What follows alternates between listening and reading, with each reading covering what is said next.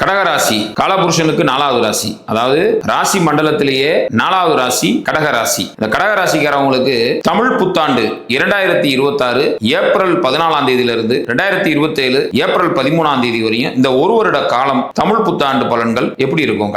கடகராசிக்கு ஏற்கனவே அஷ்டமத்து சனியோடைய தாக்கத்திலிருந்து இப்பதான் வெளியே வந்திருக்காங்க கடகராசிக்காரவங்க.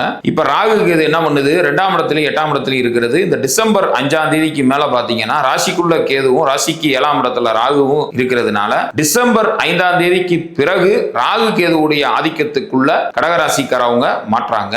இது ஒரு விதத்துல பாத்தீங்கன்னா தடை தாமதமா இருக்கக்கூடிய ஒரு அமைப்பு தான். சோ ஒரு மத்தியமமான ஒரு வருடமா தான் கடகராசிக்காரவங்களுக்கு இந்த வருஷம் இருக்கு. ஆனா கல்யாணம் ஆகாம இருக்கக்கூடிய அந்த வாலிபர்களுக்கு, கல்யாணம் ஆகாம இருக்கக்கூடிய பெண்மணிகளுக்கு கல்யாணம் ஆகக்கூடிய நல்ல ஒரு டைம் தான். ஏன்னா குரு 2026 ஜூன் 2ஆம் தேதி தமிழ் புத்தாண்டு பிறந்து ஒரு கொஞ்ச நாள்லயே பாத்தீங்கன்னா உங்களுக்கு ஒரு 45 நாள்லயே பாத்தீங்கன்னா குரு மாறிடுறாரு. சோ குரு மாறினவனே பாத்தீங்கன்னா ராசிக்குள்ள உச்சமாவாரு. ஜென்ம குருவாவே இருந்தா கூட பாக்கியாதிபதி ராசியில உச்சமாகி பாக்கிய ஸ்தானத்தையும் அதே நேரத்துல சனி பகவானையும் பாக்குறதுனால 7ஆம் இடத்தையும் பார்த்து 7ஆம் அதிபதியும் பாக்குறதுனால கல்யாணம் ஆகாம இருக்கக்கூடிய பெண்மணிகளுக்கும் கல்யாணம் ஆகாம இருக்கக்கூடிய வாலிபர்களுக்கும் திருமணம் ஆகக்கூடிய ஒரு நல்ல ஒரு நேரமாக இருக்கிறது. ஆனா வர்ற டிசம்பர் 5ஆம் தேதிக்கு பிறகு 2026 டிசம்பர் 5ஆம் தேதிக்கு பிறகு அந்த குரு கேது என்று சொல்லக்கூடிய ராசியிலேயே குரு கேதுவெல்லாம் உட்கார்ந்து இருக்கிறதுங்கிறது ஒரு சற்று பின்னடைவை தரக்கூடிய வருடமா இருக்கிறதுனால ஒரு மத்தியமமான வருடமா தான் இந்த கடகராசிக்காரவங்களுக்கு இருக்கிறது இந்த 2026 தமிழ் புத்தாண்டு பலன்கள்.